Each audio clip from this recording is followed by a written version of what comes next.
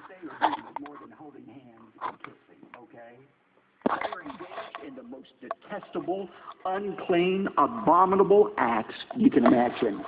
And because what they are doing is unnatural, it goes against nature, because of that filthy practice, there is a natural result to it.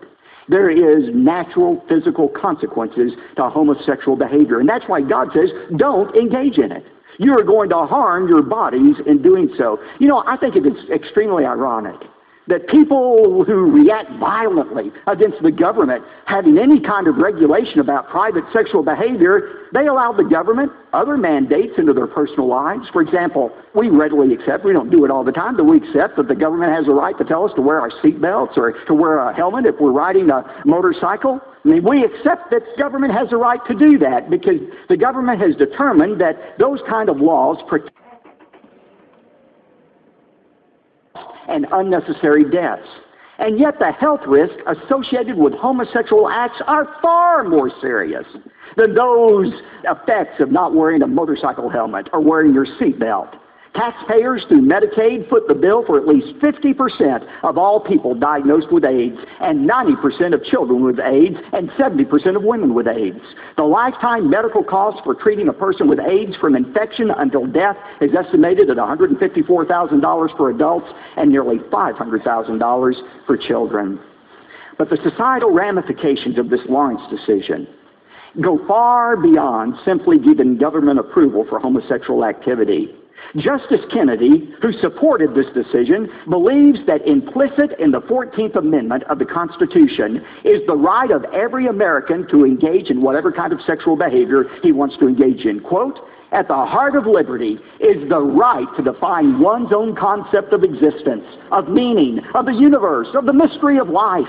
When sexuality finds overt expression in intimate conduct with another person, the conduct can be but one element in a personal bond that is more enduring." If that is true, if our sexual practices define who we are as human beings, then it's not hard to identify the next moral domino that is about to fall, and that is state laws that ban homosexual marriages. After all, what right does the state have to regulate how two men or two women can express their love for one another? Justice Scalia, who wrote the dissenting opinion in the Lawrence decision, said, quote, "This decision leaves on pretty shaky grounds state laws limiting marriage to opposite-sex couples." Indeed, immediately after the Lawrence decision in 2003, professor and gay rights activist Chad Feldman predicted, quote, "The court will be ready to recognize marriages for any people when the general public believes that the union of two gay people is morally similar to the union of two heterosexual people. And I think we're closer to that now than I would have anticipated 5 years ago," end of quote. Now, Feldman wrote that in 2003. Now, 9 years later, in 2012, we're even closer to that time when the public accepts homosexual marriage. And remember what Justice Scalia said. He said, as soon as the American public embraces that as a right, the Supreme Court will vote to ban same-sex marriage restrictions. Yes, Americans are accepting same-sex marriages. In 1996, only 27% of the population favored same-sex marriage. Today, 42% of the citizens favor it. But even more alarming is the number of young evangelical Christians who are now accepting homosexual marriage. According to a Pew Religion Forum survey in 2008, 62% of the oldest group of evangelical Christians said stopping gay marriage was important. But only 34% of the younger group agreed. Young evangelicals are more than twice as likely, 24% versus 10%, as their older counterparts to support gay couples being allowed to marry. And another 32% of young Christians support civil unions for homosexuals. That means 56% of young evangelical Christians support some kind of legal recognition for gay partnership. Now, when you have even evangelical Christians saying, yeah, you know, I don't see what's wrong with gay marriage, you know it is not long until the Supreme Court issues a ban on any restrictions for same-sex marriages. If the Supreme Court uses the same logic it did in the Lawrence case, it is inevitable that they will strike down all laws forbidding homosexual marriage. You're listening to Pathway to Victory with Dr. Robert Jeffress, with an insightful message from this series called Twilight's Last Gleaming. And we'll get back to the program in just a minute. But first, I'd like to tell you about a brand new opportunity we'd like to encourage you to take advantage of. All this month, we're giving you the opportunity to become a charter member of our brand new Pathway Partner Program. With your monthly support of $25, $50, $100 or more, you're going to get a monthly partnership teaching letter, the monthly resource offer for that month, sermon series study notes, a special toll-free number for partners only to get additional resources, or to share your prayer requests and even more. And the best part is knowing that your monthly support as a Pathway partner will allow us to continue to reach tens of thousands of people with the message of the gospel. Call now to become a Pathway partner by calling 1-866-999-2965. That's 1-866-999-2965. Or go online to ptv.org. I'll mention that a bit later, but right now, let's get back to the rest of today's program. Here's Dr. Jeffress. I know what some of you are thinking. You're thinking, all right, so what? So some homosexuals want to get married. I mean, what's the big deal about that? Why do you think that's some big explosion in society? For several reasons.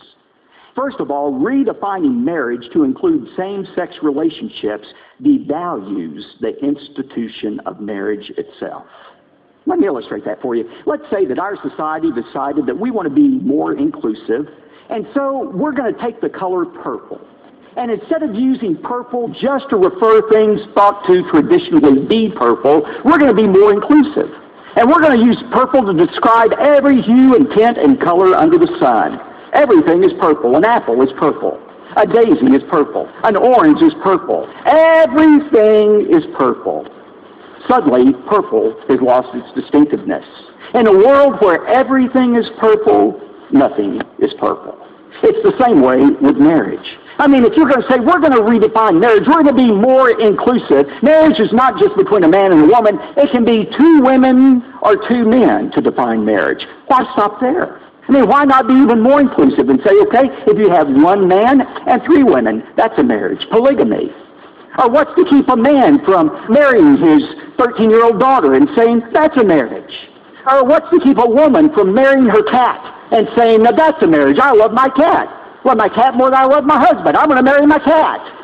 Every time I bring up that argument, every time I bring it up on television, the person I'm debating says, oh, Pastor, that is ridiculous. That is ludicrous.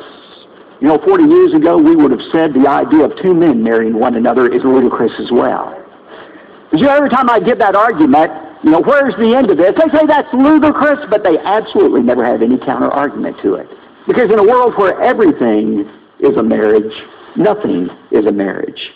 The surveys reveal, in fact, that not that many homosexuals want to get married. Did you know that? It's not that many that want to get married, but the real damage of legitimizing same-sex marriages is what it does to devalue heterosexual marriages. Stanley Kurtz, a senior fellow at the Hoover Institute, did a long-term longitudinal study of Scandinavian countries that allowed for same-sex marriages. You know what he discovered? He discovered not that many homosexuals got married, but what he discovered was the rate of heterosexual marriage dropped precipitously, and the number of children born out of wedlock began to rise dramatically. You see, people reason that if marriage is whatever you want it to be, then why bother to get married at all? The redefinition and resulting devaluing of marriage has had devastating consequences on children. Now, this isn't always possible. Hear me clearly on this. It's not always possible to rear a child in a nuclear family where there's a biological father and a biological mother present in the home. But what you need to understand is studies show that children raised in a nuclear family where there is a biological father and mother present fare better socially and every other way than children who are reared in a non-traditional family, either of homosexual unions or single-parent homes. The National Longitudinal Survey of Adolescent Health has found that adolescents in intact families as a group are least likely to feel depressed. The national average grade point scores of children in intact families are higher than those of children living in non-traditional families. The rate of youth incarceration is significantly greater for children raised in non-traditional families. regardless of the claims that homosexual couples can be effective parents. The truth is, a child needs both its biological father and its biological mother present to thrive and survive. Sarah McClanahan is a sociologist from Princeton University. Now think about this. A sociologist